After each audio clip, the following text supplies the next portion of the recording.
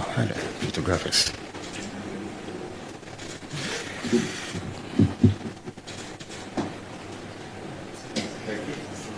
Thank you very much, Mr. President and Mr. Auditor General. I now have the singular honor of inviting His Excellency the President to make a few remarks on why this ceremony is taking place. Thank you.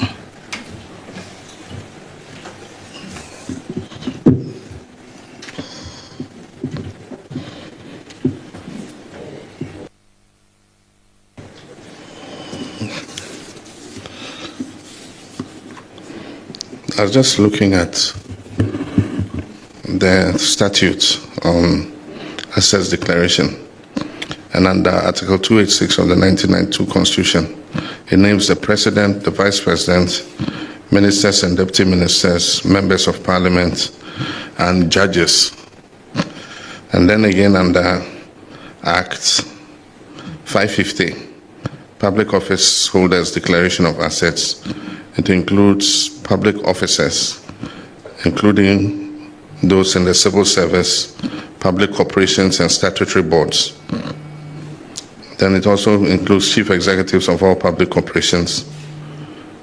It includes district chief executives, and then members of the Council of State. There are many people in public office who do not know that they are covered under this assets declaration regime. And so, Auditor General, there must be a reminder to all these people that they are covered under the assets declaration regime. And so I have presented mine this morning, and let me make a few remarks. Senior government officials present, the Auditor General and staff of your department, we're very happy to have you here this morning at the Presidency, friends of the media.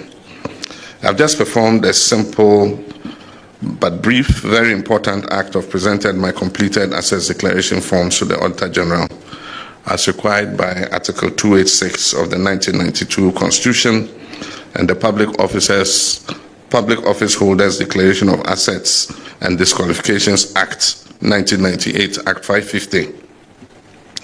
Ghana's assets declaration regime and its related activities have often been shrouded in secrecy, and only unless in special circumstances, compliance is often difficult to measure.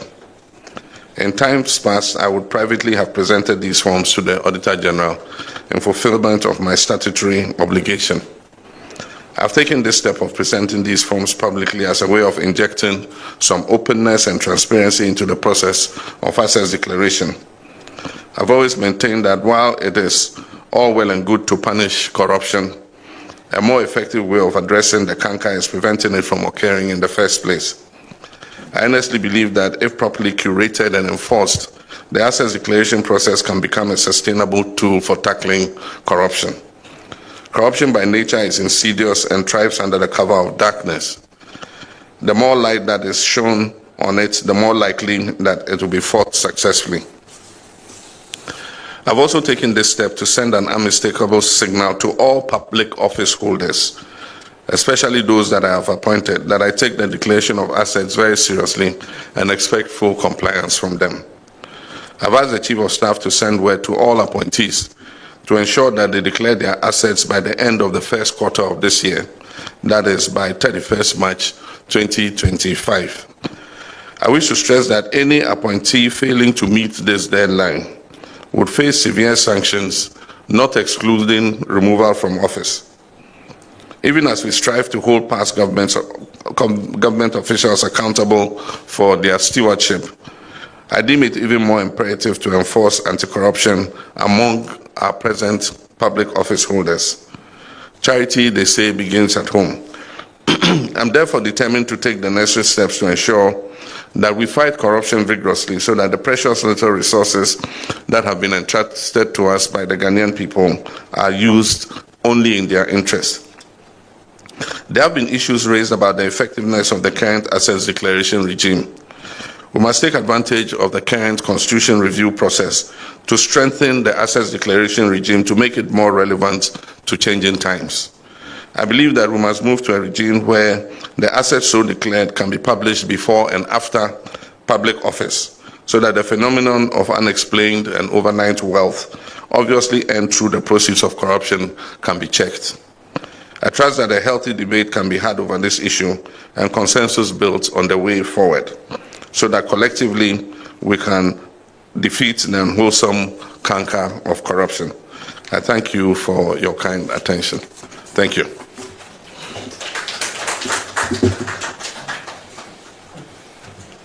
Thank you very much, Your Excellency. I don't know if the Auditor General has a remark or two to make on this occasion. Yes. Right.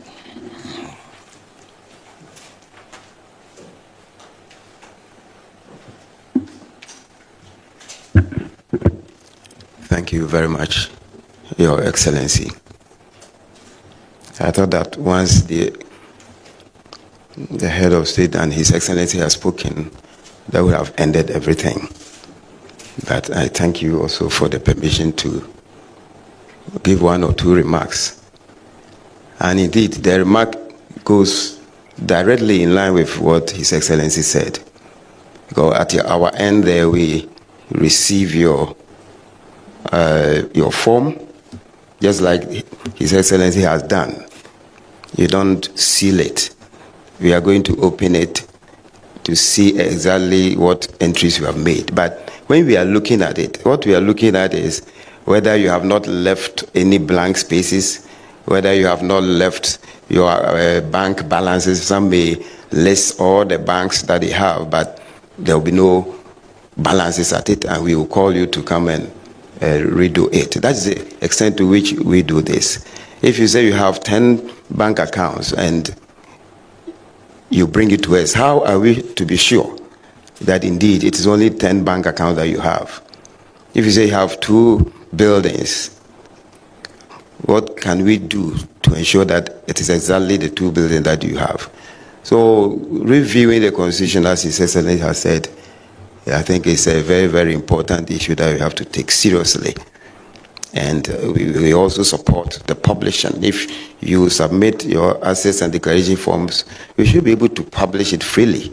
And the time that you are leaving office too, we will publish it to see the changes that have happened ever since you started the new office. So on behalf of myself and my staff from the Audit Service, we welcome His Excellency's wonderful idea, and whatever we can do to support, we will do. Thank you so much. Thank you very much, Auditor General. We will draw the curtains down on this brief ceremony. Thank you all for coming. Oh yes, Mr. Auditor General and your staff, there will be an opportunity for you to take a photo with the President to mark this occasion outside.